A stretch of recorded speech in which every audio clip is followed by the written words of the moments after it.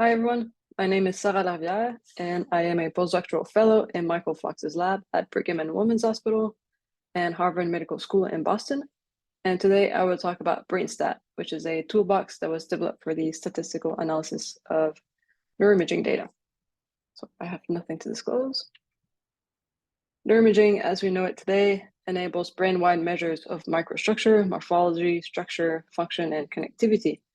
And using an increasing array of image processing techniques, all these different neurobiological scales or imaging modalities can be brought into a standardized frame of reference, the most popular ones being MNI 152 space for volumetric data and surface-based spaces such as FS average, Civet, or Context69, just to name a few.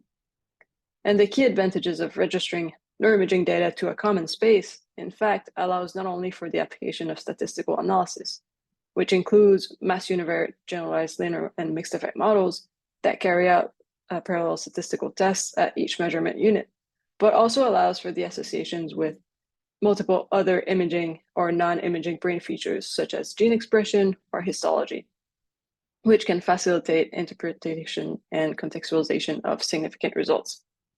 And although many tools and programs have been made available by the neuroimaging community to perform these individual analytical steps, there was no package that unified statistical inference and contextualization approaches. And so with this in mind, we developed BrainStat, which combines both statistical and contextualization into one toolbox. And that way, hopefully facilitates and consolidates analytical workflows, improves reproducibility by allowing others to redo experiments with identical data and procedures, and hopefully reduces human errors. And I think it's worth mentioning that BrainStat statistics module was built upon a classic but non-maintained Matlab package called SurfStat, which was written by the late Keith Worsley in a very, very simplistic and elegant manner, and whose functionality has become immensely relevant for the statistical analysis of neuroimaging data. So really, at its core, our fully open access toolbox is essentially split into a statistic module for linear models and a context module for contextualizing results with external datasets. And both modules can either be run together or independently from one another, and in either Python or Matlab. And since this is a session on statistical inference, I will spend most of the talk going over the statistic functionalities within BrainStat. And I want to start by highlighting one of the key advantages of BrainStat, which is its flexibility, and more specifically, its ability to handle multiple types of input data, whether it's volumetric data, parcellated data, subcortical data, regional data, or really just almost any input data that you might have. And BrainStat can even handle univariate and multivariate data. But for the purpose of today's talk and to illustrate the statistics module, I will use surface-based cortical thickness data from 70 healthy adults, 12 of whom have been scanned twice. And so we can use BrainStat implementation of linear model, which relies on a very simple and flexible module formula framework like this one, and which allows for a straightforward definition of fixed or random effects as variables of main interest or control covariates. So using a simple example here, we can assess whether sex is related to cortical thickness. So we create a linear model with BrainStat and declare the sex variable as a fixed effect. And note that the intercept is included by default in BrainStat, so we don't have to worry about that. And to compare the effects of sex, we must specify a model contrast, here defined as man minus woman. And we can then initialize our linear model, here also requesting p-values that are corrected for false discovery rate, which controls for the proportion of pointwise false positives in the data. And finally, we simply fit the model to our response data, here using cortical thickness, as I mentioned earlier. And using BrainStat plotting functionalities, we can then visualize a wealth of information, whether it's t-values, uncorrected p-values, or FDR-corrected p-values, here showing slightly thicker cortex in men relative to women in the left middle frontal gyrus. Our linear model implementations also easily allow for the inclusion of covariates. For instance, if you want to correct for the effect of age before evaluating whether sex has an effect on cortical thickness, then we simply have to add age as a fixed effect, and rerun the model as before and see if our results change. And after accounting for the effects of age, we still find the same effect of sex on cortical thickness, but it could also mean that age affects men and women differently. So to account for this, one thing we can do is to also include a sex by age interaction effect into both the model and the contrast. And once again, running our linear model to see whether the cortex of men and women changes differently with age. In this case, showing slightly more decreasing thickness with age in women relative to men, mostly in frontoparietal regions. And finally, up until now, we consider multiple visits of the same subjects as two separate independent measurements. But such measures are clearly not independent of each other. And so to account for this, we can add subject as a random effect in our model and test for the interaction of sex by age on cortical thickness again, which shows similar, albeit slightly weaker findings, suggesting that by not accounting for the repeated measure structure of the data, we may have been overestimating the significance of the effects.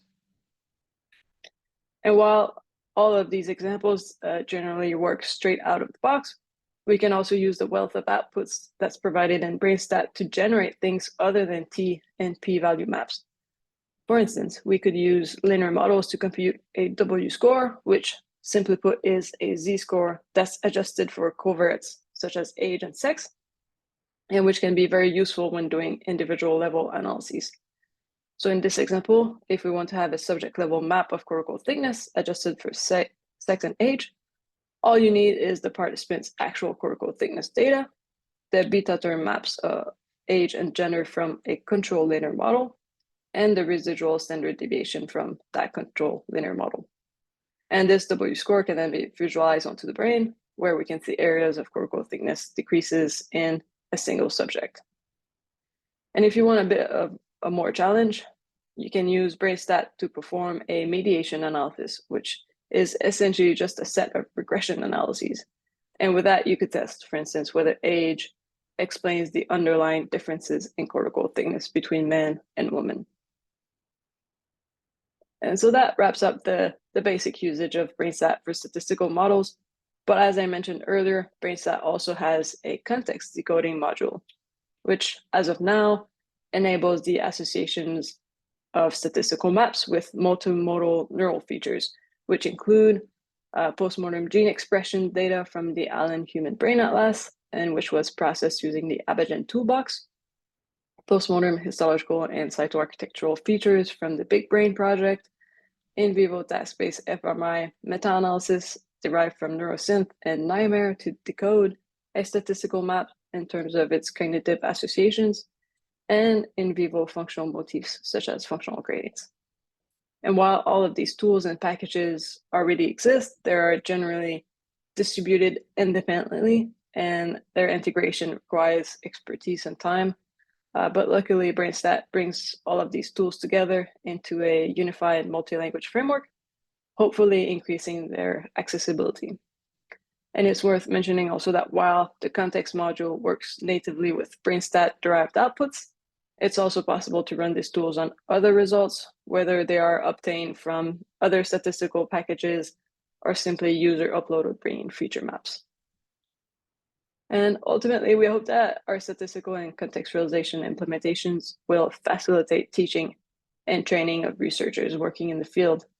And to emphasize the teaching aspect, BrainStat is complemented with a thorough and easy to follow online documentation with start to finish tutorials, thus providing novice and expert users alike an entry into statistical analyses of brain imaging data.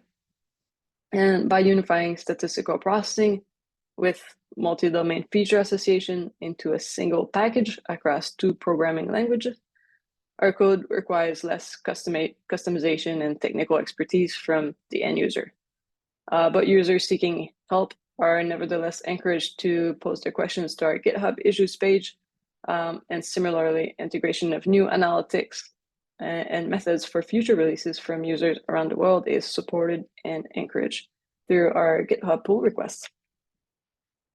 And before I stop talking, I want to point out that BrainStat is just one toolbox in the ever-growing Mika ecosystem.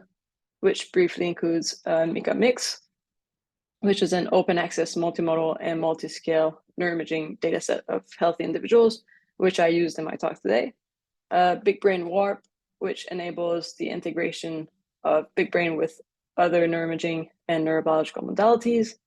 MICA Pipe, which is a fully automated processing pipeline for any multimodal MRI dataset. BrainSpace, which compresses high-dimensional neuroimaging data into compact, low-dimensional features that are called gradients. And finally, there's also the Enigma toolbox, which allows for the comparisons of your findings with previously published data sets from the Enigma consortium. So I'll end my talk here, but before I do, I want to thank everyone who's been involved in this project, especially the BrainStat developers and all the other open source tools and data sets that have made this toolbox possible.